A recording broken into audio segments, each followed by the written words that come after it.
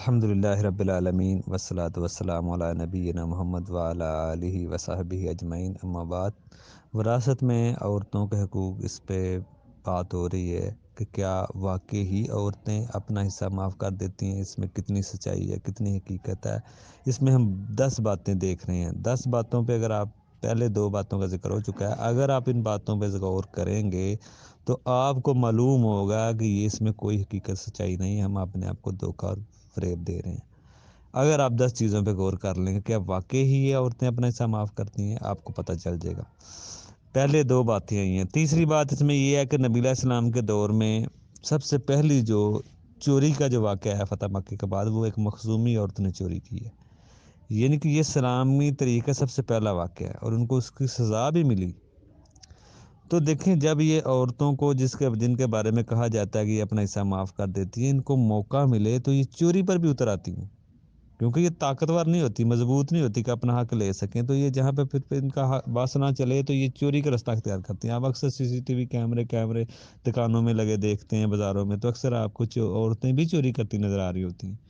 تو یہ جو عورتیں جو اسلامی تاریخ میں سب سے پہلے عورت واقعہ جو آیا وہ عورت کا ہی آیا، اور بھی آپ تاریخ اٹھا کے دیکھیں سب سے زیادہ عورتوں نے ہی چوریاں کی ہیں، ابھی بھی نظر آتی ہیں عورتیں۔ تو دیکھیں، اور چھوٹے اور اپنے گھروں میں لڑتی بھی ہیں شوہروں سے، اور بھی اپنے رشتہ داروں سے لڑیں گی تھوڑے پیسوں کے لیے۔ یہ جو لاکھوں کا معاف کر کے آ رہی ہوتی ہیں اور وہ اپنے گھروں میں پیسوں کے لیے لڑ رہی ہوتی ہیں، شوہر سے لڑ رہی ہوتی ہیں، 150 کے لیے لڑ پڑتی ہیں یہ تو یہی عورتیں جو 100 کے اوپر 200 کے اوپر لڑ رہی ہیں اپنے گھروں میں، چھوٹی چھوٹی باتوں پہ لڑ رہی ہیں پیسوں کی خاطر، تو یہ کیا کہا جائے گا کہ یہ معاف کرتی ہیں؟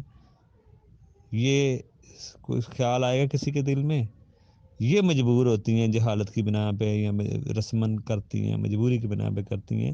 تو دیکھیں، جب موقع ملے تو ان کو چوری پر بھی اتر آتی ہیں، لڑنا شروع کر دیتی ہیں گھروں میں۔ یہی عورتیں جن کے بارے میں کہا جا رہا ہے کہ یہ معاف کر دیتے ہیں۔ اسی وراثت میں ہی ایک کیس ایسا آتا ہے، آپ اس پہ غور کریں تو آپ کو پتہ چل جائے گا کہ اس میں کوئی حقیقت نہیں ہے۔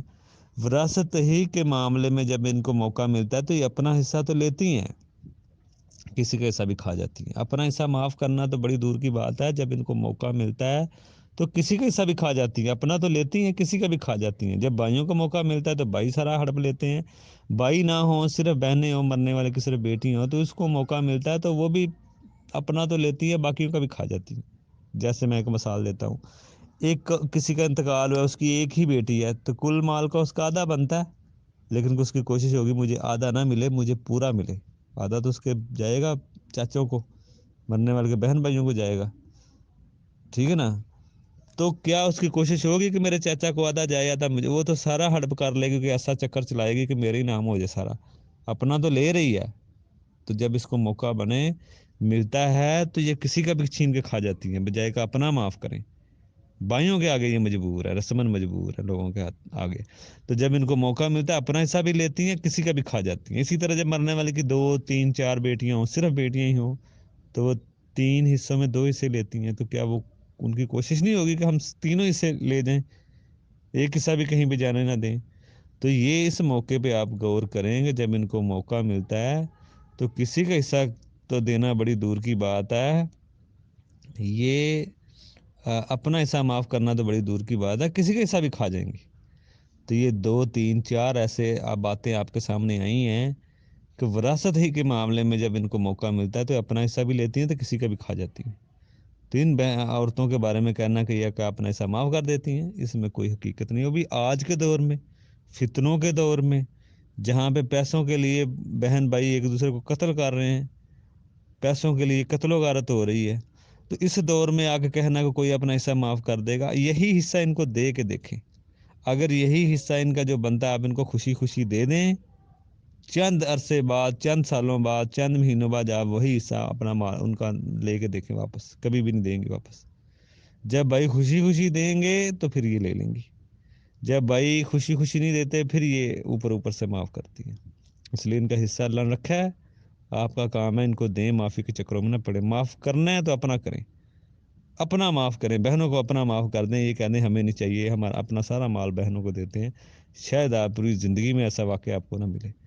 تو وہی ماں باپ سے جو اولاد ہے، بیٹے وہ اگر یہ نہیں کہہ سکتے تو وہی ماں باپ سے اس کی جو بہنیں وہ کیسے کہہ سکتی ہیں ہمیں نہیں چاہیے؟ صرف ایک جہالت کی بنا پہ، مجبوری کی بنا پہ، دباؤ کی بنا پہ، پریشر کی بنا پہ یہ سارا کچھ کر رہی ہیں۔ اس لیے آگے بھی کچھ یہی چند چند چیزیں دیکھیں گے، باتیں کا آپ کو معلوم ہوگا کہ اس میں کوئی حقیقت نہیں ہے، ہم کسی کا مال ناجائز طریقے سے کھا رہے ہیں۔ السلام علیکم۔